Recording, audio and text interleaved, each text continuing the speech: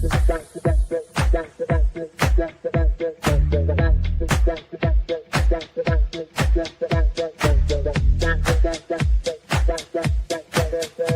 Connections Radio presents. This podcast is brought to you by LifeWave. Ready to elevate your wellness game? Meet X39 from LifeWave.com. This game-changing patch uses phototherapy to stimulate your skin, enhancing strength and stamina by channeling your body's innate energy. Simply apply it to harness infrared heat, naturally boosting your vitality. Want to learn more? Visit www.lifewave.com/VernD and step into a healthier, more active lifestyle today. Hi, everyone, and welcome to Breaking the Silence Beyond the Boundaries, where bold voices rise and limits fall. I'm your host, as you know, Gail Larson, and today we're exploring what it means to live beyond the boundaries that once limited us. And my guest today is Lydia Pejovic. I hope I didn't butcher your last name very much. But she's an accomplished author, which she'll tell you a little bit about, and a poet whose work reflects themes of identity, perspective, personal transformation. Now, through her writing, including her novel, Shifting Tides, and her own experiences with embracing new culture and new languages and just a new way of thinking, Lydia reminds us that growth is not a destination, it's an ongoing journey. So, Lydia, welcome to the show. Well, thanks so much for having me. I'm excited to talk to you today. Well, give us a little bit about your background.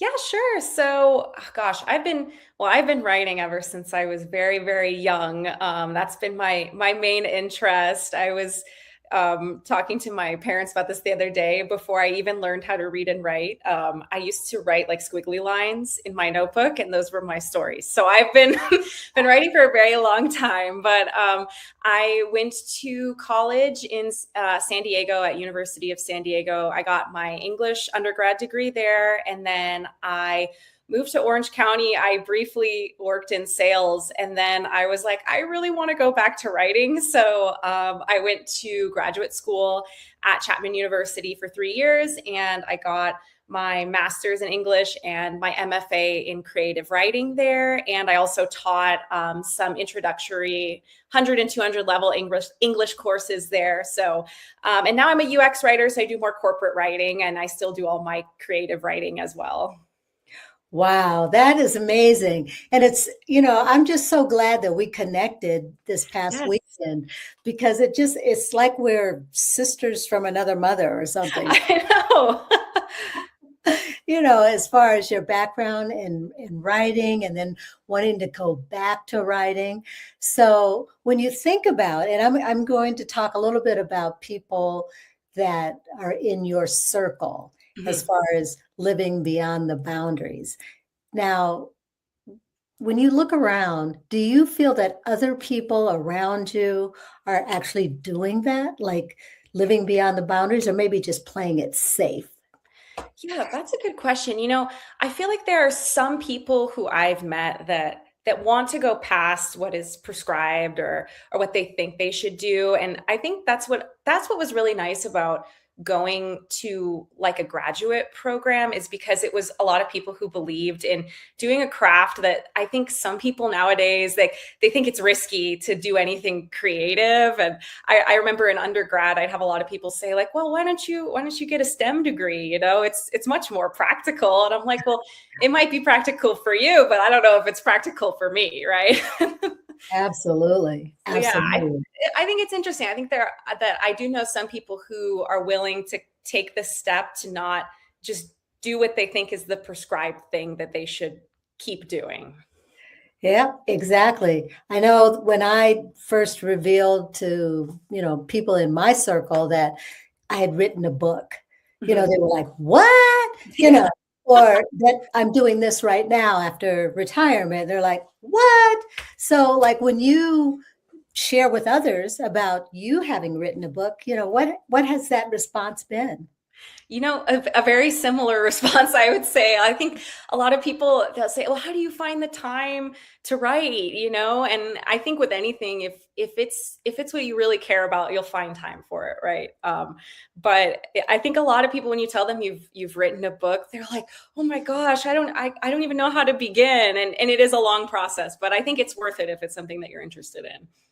So tell me a little bit more about what your process was like in terms of just making that decision. Okay, I'm going to put it down on paper, and then getting from start to finish and getting ready to publish. Tell us a little bit about So it's interesting. What's funny is I probably went about this in a more complicated way than I needed to at the very beginning, because for my thesis in graduate school, I could have chosen to start a fiction book or a poetry book. And I chose to write a book of poetry instead, because I knew on my own, I would probably write my own fiction novel, but I don't know if on my own, I would write my own book of poems, because I'm much more inclined to writing fiction. So I was like, you know what, I'm going to challenge myself and do poetry for my thesis, which my fiction professor, he wasn't too happy about that, because he wanted to help me write the fiction. Right. The whole thing with structure. This is your beginning. This is the body. This is how we build a climax, all that stuff. Yeah. But you know what? I had so many fiction classes in graduate school, and I was like, I think I'm ready to take it on my own. So I'd written mostly short stories and maybe like a few chapters. But I got this idea with the book that I completed last year called Shifting Tides, the one that you mentioned in the introduction. I got inspired actually from living in San Diego, and like kind of like the people I was around there, and it was like very interesting. And I came up with this idea, and I had this image in mind actually from this short story I wrote. So I got this short story written about this like divorced couple who are like kind of, they share custody of like a teenage adult son, and he's got, addiction issues basically. And Yes.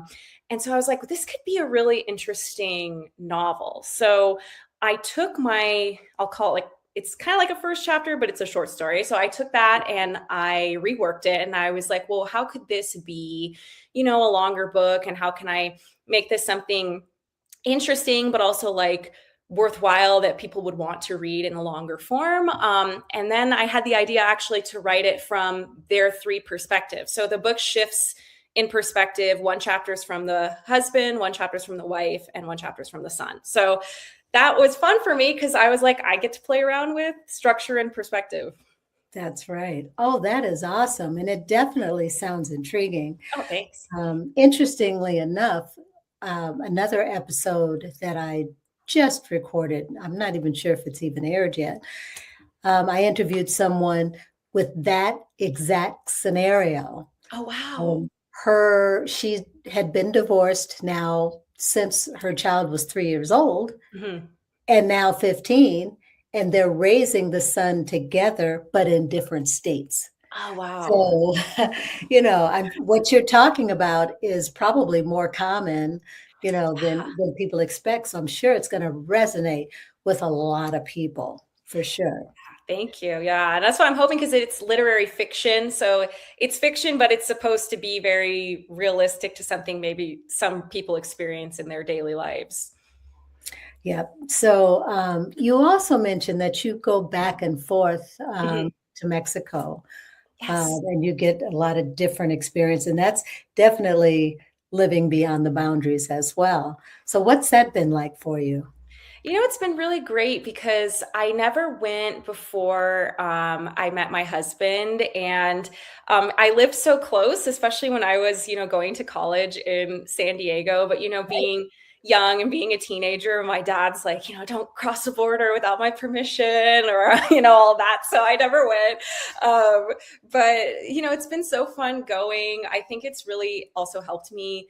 I like meeting people of all cultures, and I kind of joke too, because my dad's side of the family is Serbian, and the cultures are actually so similar when you go to Mexico. Like I experience like the people are very kind and just very warm and welcoming, and like very similar cultures. So I feel actually very at home when I go there, and my language comprehension is getting a lot better. I always took Spanish classes, but actually, talking to his family and making sure I'm immersed in the culture, it's helping a lot. Well, that's awesome. Yeah, I was going to ask you about that.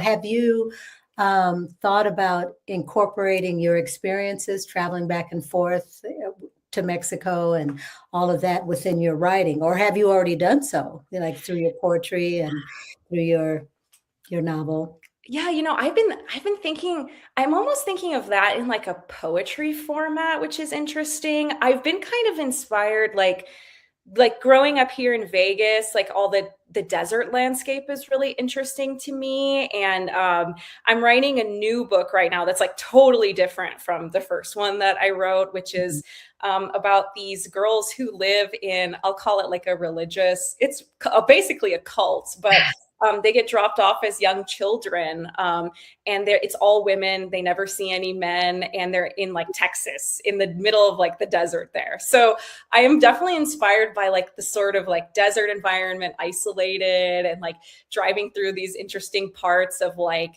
Texas all the way through like Nevada and Mexico. Wow. Well, you just never know when you might find yourself in a similar situation, either by choice or what should I say, by abduction. Yeah, exactly. So, anyway, and before we move too far from shifting tides, Mhm. um, how would we go about if we wanted to pick up the book, or tell us where you are in the process of the publishing aspect of Yeah, I'm looking for an agent right now. I'm trying to get representation. If I'm not finding anything with that, I think I might go the self-publishing route and try to get it, up on Amazon or a way to easily download it. But all my writing is on my website. It's just my first and last name.com. So lydiapejovic.com, really easy to it? find.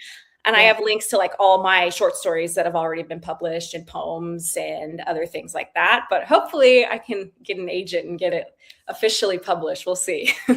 That's awesome. So, in terms of your writing and your adventures, are you pursuing anything with regard to public speaking or, sharing your message? I mean, have you thought about that in any way? I think it would be really fun because I've always liked to speak in front of people. I feel very comfortable talking to large groups of people. And like when I was teaching, that I think that was the most fulfilling part of my career journey so far, because I just had so much fun, picking something for us to talk about, or all of us to learn and discuss, and, seeing, I like the audience interaction too, and seeing what people have to say. So I think definitely that could be something that I would enjoy doing.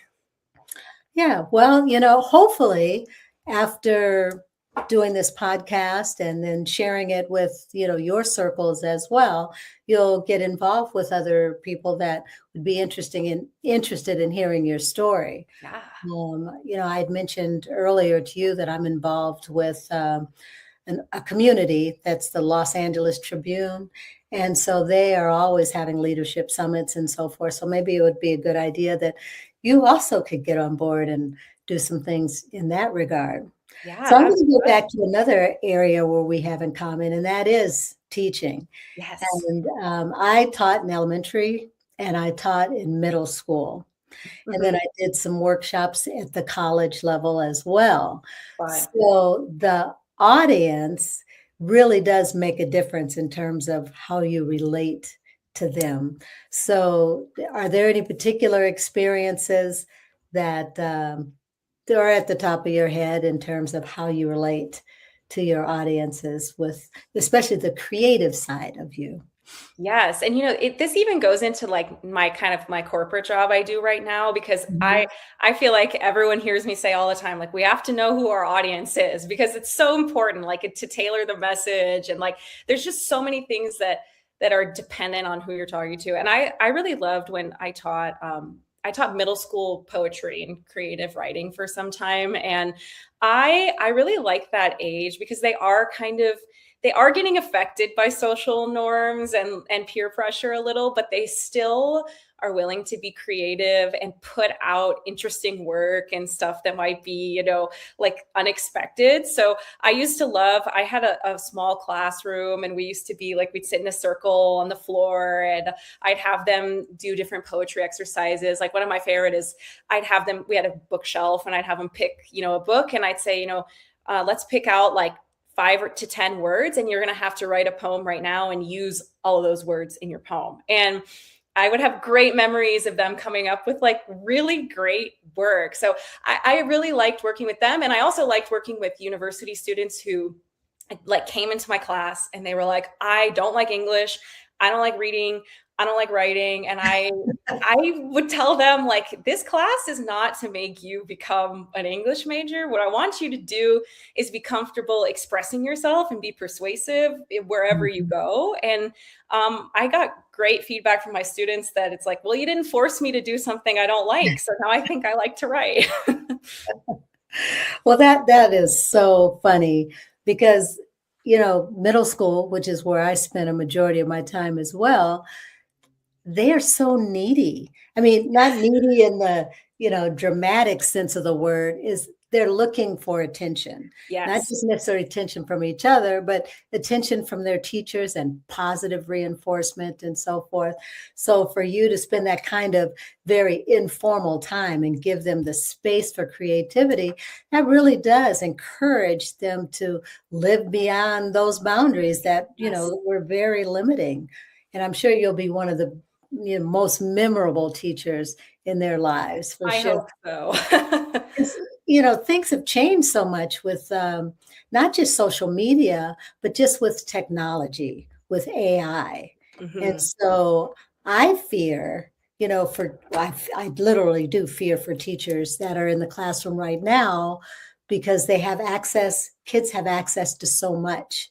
With Chat GTP to give an assignment and say, do this. And then they just go in and they put it into Chat GTP and say, there you go, But I think the methods of teaching has got to change as well. So Yes. kids, can you talk a little bit about that maybe? How do you feel about that? I agree with you completely. It's a huge concern of mine, and I'm happy that I was not a child during like a huge like boom with artificial intelligence like there is now, because I think it really stunts creativity and the ability to think outside of the box. And if I were teaching right now, we would be very prehistoric in class. I don't think there would be like any technology in class that the students would have. Like I would be like pen and paper, we're maybe whatever I put on a projector. But I really think it's so important I think a lot of students, like because of social media, they're very like aware of themselves in a way that I think some adults are not, of a certain generation and older, because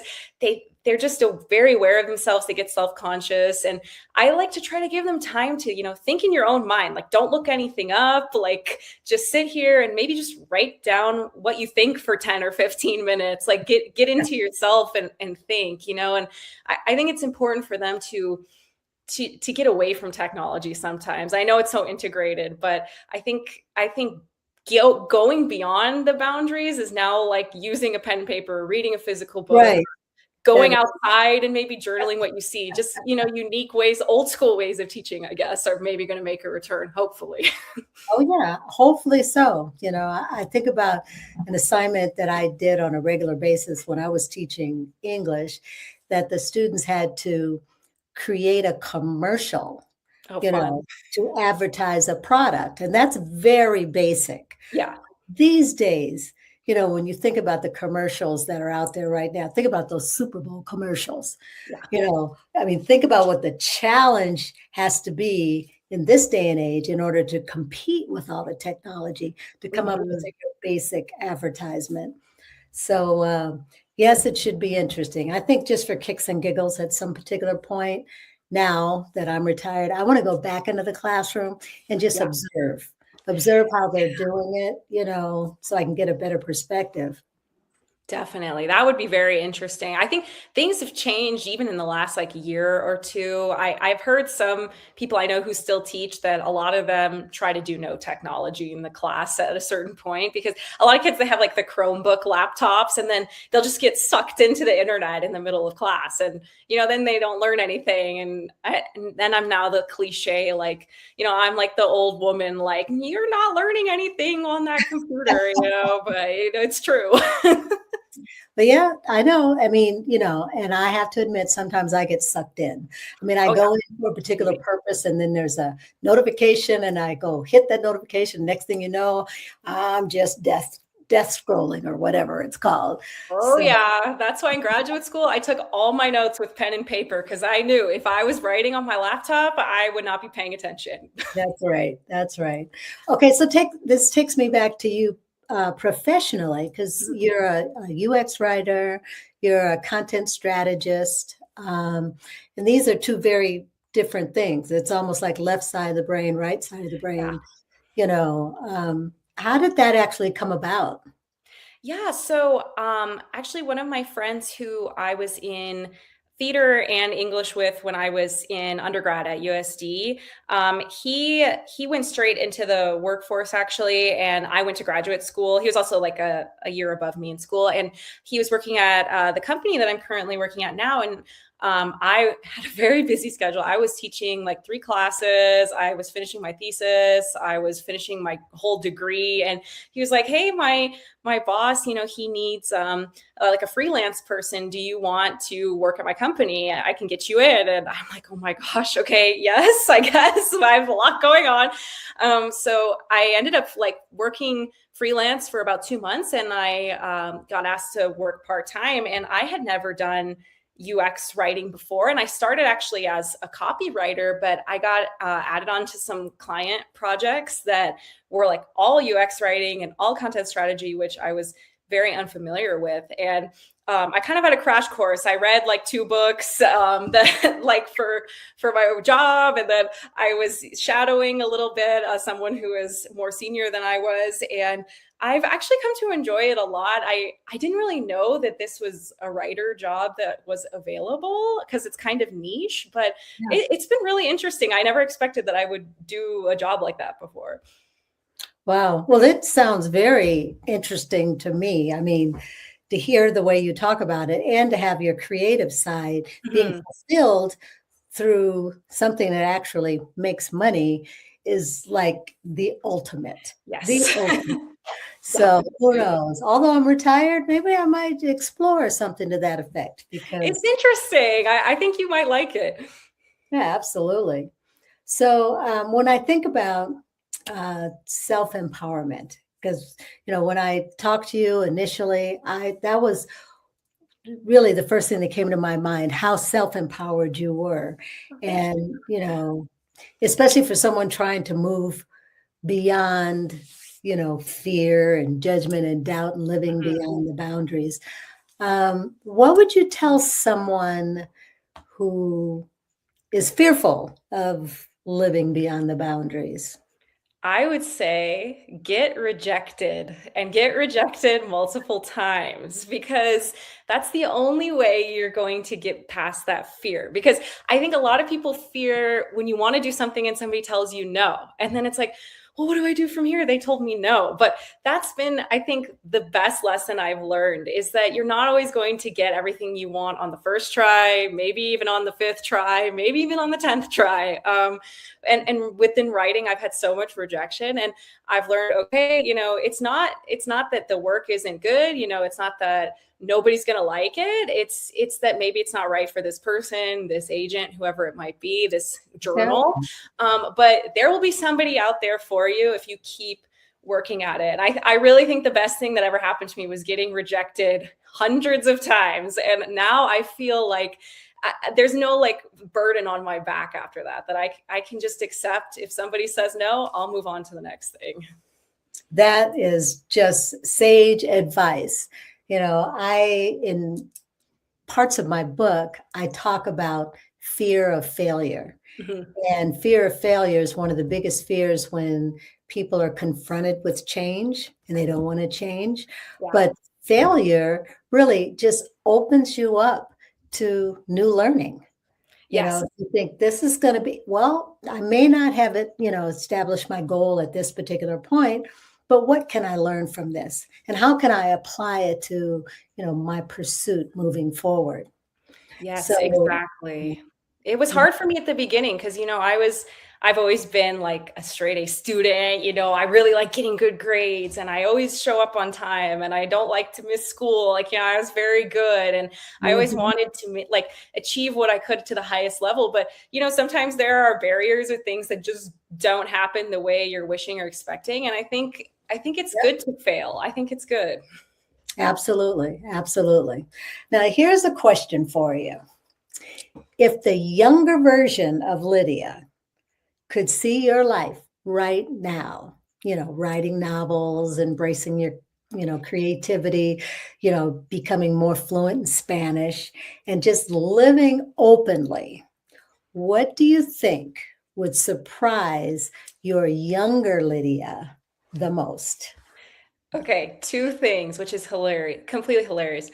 The first thing I told myself when I was in school, I said, oh, I would never want to become a teacher. I'm not interested in that job, and I told my parents, I never want to become a teacher. It just seems, I don't like it, whatever. The second thing I took Spanish class since like sixth grade or whatever. But then I said to myself, oh my gosh, why am I in this? I'm never going to use this Spanish. I'm not going to use it. I said, it's not relevant. I don't know why I'm, taking, all of these classes. So I think first I would be shocked. I think I'd laugh like serious. It's so ironic, isn't it? But I think it's so good to learn that the things that you say you would never do become like the most important parts of your life. And I think it's a good lesson to just be open to what comes to you, because you can say never, and then it might be like the best thing that's happened to you. That's exactly right. Well, yep, that is truly ironic. The things that you could never do, there you are doing. Yep. That's awesome. So as we close our session today, this has just been fantastic getting to know you even more. Hopefully I'll have a chance to see you later on if you Yes. join my bilingual Toastmasters club, but that's a whole nother conversation. But I've just been thrilled. I'm hoping that our listeners out there will take your sage advice to heart. Don't be afraid of change. Don't be afraid to go beyond the boundaries. And until next time, don't fear breaking the silence. Go beyond all of your boundaries. Thanks for being on the show, Lydia. Thanks for having me. It was great talking with you. Bye-bye. Bye. Classy Communications provides public relations and marketing solutions for businesses, professionals, and nonprofit organizations. They can deliver the true meaning of your business with press releases, social media marketing, web development, email marketing, book publishing, and much more. Wherever your potential clients are, they can help you connect with them. Visit classycommunications.net to learn more about their suite of services that can help your business stand out from the rest. Classy Communications is your solution for business success. PR Connections Radio thanks you for watching this podcast. Check out more episodes of this show and our others at prconnectionsradio.com.